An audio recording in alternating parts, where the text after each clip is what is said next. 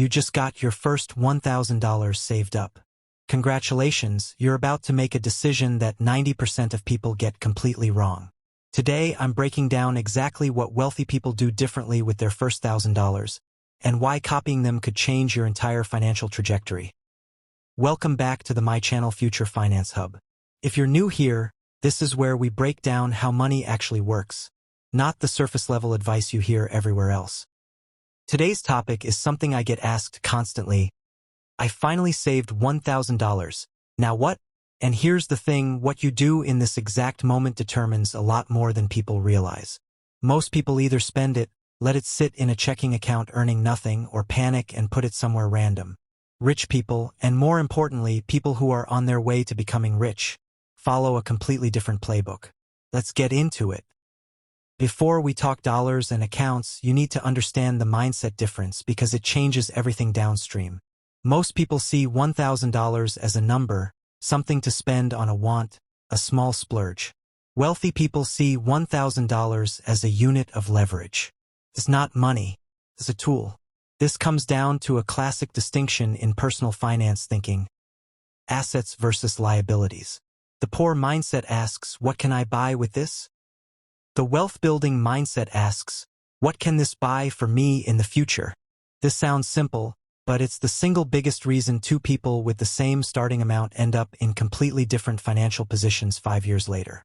So before any specific strategy, internalize this: your first $1,000 isn't spending money. It's seed money. Here's something that surprises people.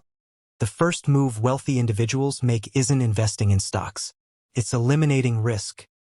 Step 1 is what I call building the floor: high-interest debt and a starter emergency cushion. If you're carrying credit card debt at 20 to 25% interest, paying that down is mathematically the best investment you can make. No stock market index reliably returns 25% a year. Paying off that debt is a guaranteed 25% return. After that, or alongside it if there's no debt, wealthy people stash a small buffer, usually enough to cover one real emergency. Not 6 months of expenses yet, that comes later. Just enough so a flat tire or a medical copay doesn't force you into more debt. This step isn't sexy. Nobody makes a viral video about paying off a credit card. But this is the actual foundation every wealthy investor builds before touching the stock market. Skip this step, and everything built afterward sits on sand. Now here's where it gets interesting. Once the floor is built, where does that first real investable $1,000 actually go? For most wealthy people, especially early in their journey, the answer is boring: a low-cost index fund through a brokerage account. Not meme stocks, not crypto speculation, not their cousin's startup. A broad market index fund, something tracking the S&P 500, opened through a brokerage like Fidelity, Schwab, or Vanguard. Why? Because at the $1,000 stage, the goal isn't to get rich from this specific investment. The goal is to build the habit and the account infrastructure. You're learning how brokerage accounts work, how compound growth actually feels over time, and you're removing the psychological barrier of investing is scary. A low-cost S&P 500 index fund is famously the recommendation Warren Buffett gives to almost anyone who isn't a professional investor. If it's good enough as the default for one of the most successful investors alive, it's good enough as a starting point for your first $1,000. There's also a tax-advantaged angle here. If this $1,000 is going toward long-term investing, many wealthy people prioritize tax-advantaged accounts first. A Roth IRA, for example, because every dollar that grows inside it grows tax-free. Same index fund, just a smarter wrapper around it. Here's the part most people skip, and it's arguably the most important one.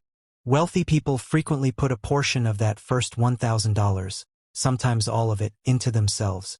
That could mean a course that builds a high-income skill, a certification, books, even a tool or piece of software that makes their side business possible. Why does this matter more than the stock market at this stage?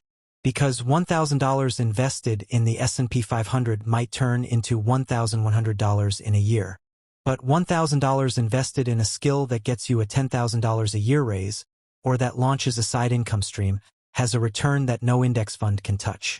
This is the part of how rich people think that doesn't get talked about enough. Wealth isn't only built by what your money earns, It's built by what you become capable of earning. The first $1,000 is often the cheapest, highest leverage investment you'll ever make in your own income potential. Let's flip this around.